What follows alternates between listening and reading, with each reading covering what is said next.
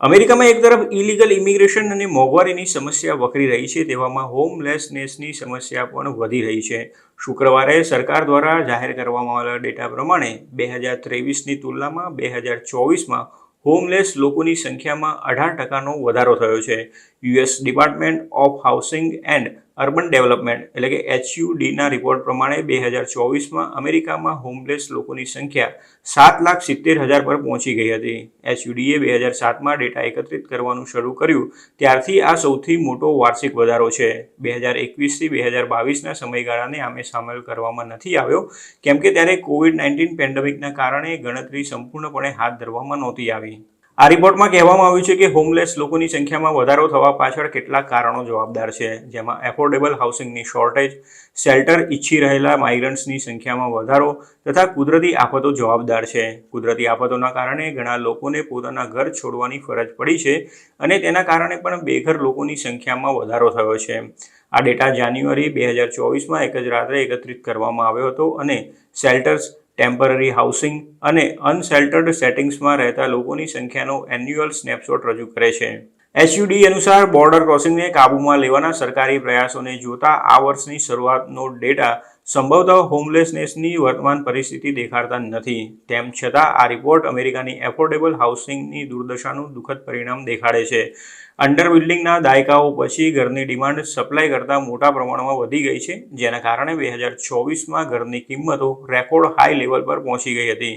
Federal રિઝર્વે આ વખતે 3 વખત વ્યાજદરમાં ઘટાડો કર્યો હોવા છતાં ઘર ખરીદવા માટે ઉધાર લેવાનો ખર્ચ આ વર્ષે સતત ઊંચો રહ્યો છે. યુએસ સેન્સસ બ્યુરો પ્રમાણે COVID-19 પેન્ડેમિક દરમિયાન પણ થોડા સમય માટે ઘટાડો થયો, ત્યારબાદથી ભાડામાં પણ સતત વધારો થયો છે. 2023 સુધીમાં લગભગ અડધા રેન્ટર્સ તેમની આવકના 30% ભાડા પાછળ ખર્ચ કરે છે. હાઉસિંગ એન્ડ અર્બન ડેવલપમેન્ટના સેક્રેટરી એડ્રિયન ટોડમેને જણાવ્યું હતું કે કોઈપણ અમેરિકને હોમલેસનેસનો સામનો કરવો જોઈએ નહીં. બાઇડન-હેરિસ એડમિનિસ્ટ્રેશન પ્રત્યેક ફેમિલીને એફોર્ડેબલ, સેફ અને ક્વોલિટી હાઉસિંગ મળે તે સુનિશ્ચિત કરવા માટે કામ કરી રહ્યું છે. આ ડેટા લગભગ 1 વર્ષ જૂનો છે અને તેથી વર્તમાન પરિસ્થિતિ દેખાડતો નથી. હાઉસિંગ એન્ડ અર્બન ડેવલપમેન્ટનો રિપોર્ટ દેખાડે છે કે ગત વર્ષની તુલનામાં ઘણા શહેરોમાં હોમલેસ લોકોની સંખ્યામાં વધારો નોંધાયો છે, જોકે ડલ્લાસ અને લોસ એન્જલસમાં તેમાં ઘટાડો નોંધાયો છે. આ વર્ષે કેલિફોર્નિયા સ્ટેટે હોમલેસ લોકોની સામે એક્શન લેવાનું શરૂ કર્યું હતું. કેલિફોર્નિયાના ગવર્નર ગેવિન ન્યૂસમે હોમલેસ લોકોનો ઇસ્યુ સોલ્વ કરવાનો નિર્ધાર કર્યો હતો અને અધિકારીઓને આદેશ આપ્યો હતો કે જે જગ્યાએ હોમલેસ લોકો કેમ્પ નાખીને અડીંગો જમાવીને રહેતા હોય તે જગ્યાને ખાલી કરવામાં આવે. કેલિફોર્નિયા આમ તો અમેરિકામાં સૌથી ધનિક સ્ટેટના લિસ્ટમાં આવે છે, પરંતુ ત્યારના ડેટા પ્રમાણે ત્યાં લગભગ 2.5 લાખ લોકો હોમલેસ હતા. ઘણાની પાસે કોઈ જાતનો આશરો નહોતો, તેથી કોઈ પણ ખુલ્લી જગ્યામાં અથવા તો રસ્તાની સાઈડ પર કે પછી બ્રિજની નીચે અડીંગો જમાવીને રહેતા લોકોની સંખ્યા ઘણી વધી ગઈ હતી. સુપ્રીમ કોર્ટે હોમલેસ લોકોને હટાવવા માટે ઓથોરિટી આપી ત્યાર પછી સરકાર હરકતમાં આવી હતી.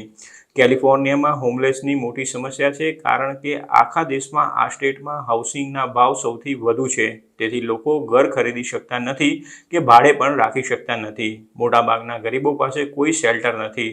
ન્યૂયોર્ક સિટીમાં લોકોને હાઉસિંગનો અધિકાર મળે છે, પરંતુ કેલિફોર્નિયામાં આવો કોઈ રાઇટ નથી.